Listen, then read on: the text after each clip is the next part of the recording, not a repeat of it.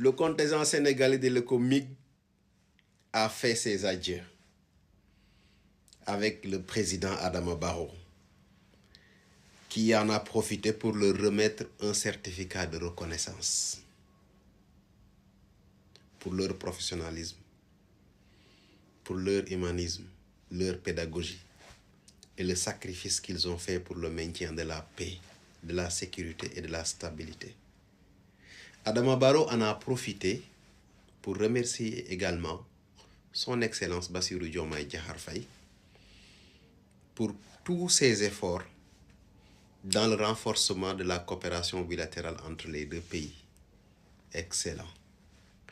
Sans oublier aussi de remercier la CEDEAO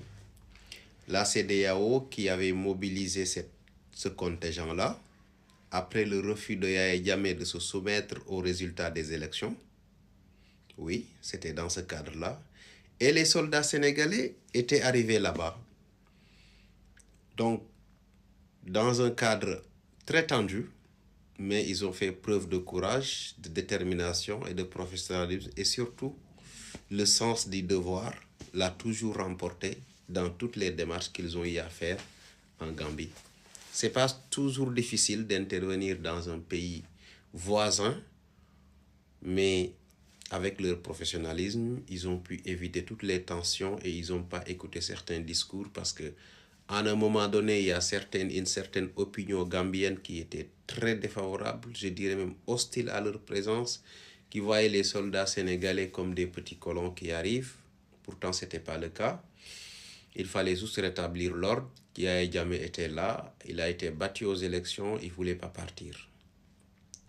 Mais tout est bien qui finit bien, deux peuples frères qui se sont entre-aidés à un moment donné de l'histoire, et c'était au tour du Sénégal de venir en aide à son frère, la Gambie, et ils l'ont fait. Le contingent, tous les soldats sénégalais qui sont passés par là-bas ont fait preuve de discipline, de professionnalisme, et également ont pu bénéficier, ou bien ont pu faire bénéficier à ce pays-là toute l'expérience de l'homme, le militaire sénégalais, oui, dans sa démarche, dans sa discipline, le respect de l'autorité, le respect de l'ordre, l'obéissance aux ordres. Et je pense que beaucoup de Gambiens qui ont fréquenté ces soldats-là ne vont pas le regretter. Aussi, les Sénégalais aussi ont appris vraiment à savoir gérer, comment communiquer dans un pays qui n'est pas le nôtre, comment communiquer avec une autre armée qui n'est pas la nôtre, et surtout que les Sénégalais géraient la partie la plus sensible de cette mission-là, c'était le palais présidentiel. Et il y avait même certaines voix gambiennes qui se révoltaient comme quoi les Sénégalais en faisaient trop. Mais je vous assure que non. Ce qui planait autour de Adama Barrow depuis le départ de Yahya Jammeh était une menace réelle. Il fallait faire preuve de courage, de détermination, de professionnalisme pour pouvoir déjouer tout ce qui se tramait. Parce que Yahya Jammeh était parti, mais ses hommes étaient restés.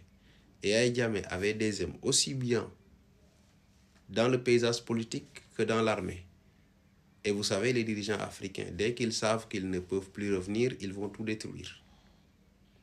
Et Yahya Jammeh, c'est quelqu'un qui est arrivé au pouvoir par un coup d'État, qui a à un moment donné été adulé par les Gambiens, mais au fil des événements, il y a eu des disparitions forcées, certains parlent d'assassinats ciblés, jusqu'à ce que ce qui arriva avec l'intervention de la CEDEAO, dirigée par le Sénégal, le président Macky Sall à l'époque, qui a fait preuve de courage, bien que je ne suis pas de son côté, mais je le félicite pour ce courage-là, parce que si c'était pas, s'il n'avait pas vraiment, s'il avait un peu rigolé, Yahya Jammeh allait rester au pouvoir, confisquer le pouvoir.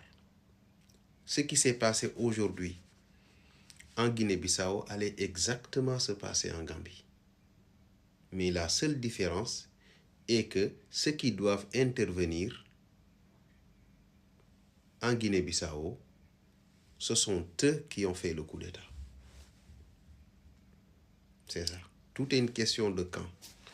Donc, je ne vais pas gâcher la vidéo. Je tiens à remercier tous les soldats qui sont battus là-bas. Bon, il n'y avait pas de bataille à proprement dit, mais à chaque fois qu'un soldat se lève et met ses chaussures, ses bottes pour aller sécuriser, c'est une bataille contre le mal.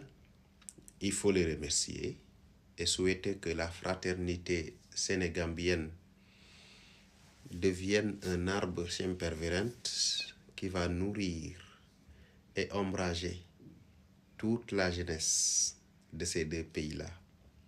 Un même peuple, une même civilisation, les mêmes ethnies, divisées par l'ennemi ultime, l'Occident. Donc c'est à nous, peuple, aujourd'hui, de renforcer ce que nos ancêtres nous avaient légué. Cet amour, cette fraternité, cet amour envers l'autre. Prendre l'autre comme toi-même. C'est ça. Je suis très content de voir que cette mission a été accomplie avec professionnalisme. Et pendant toute cette période-là, on n'a jamais entendu les militaires sénégalais citer dans des affaires de meurtre ou bien de désobéissance. Et à chaque fois qu'il y avait des problèmes, les responsables avaient pu prendre les décisions qu'il fallait pour que l'image du Sénégal reste inscrite sur cette pierre avec des lettres d'or. Merci beaucoup à toute l'armée sénégalaise.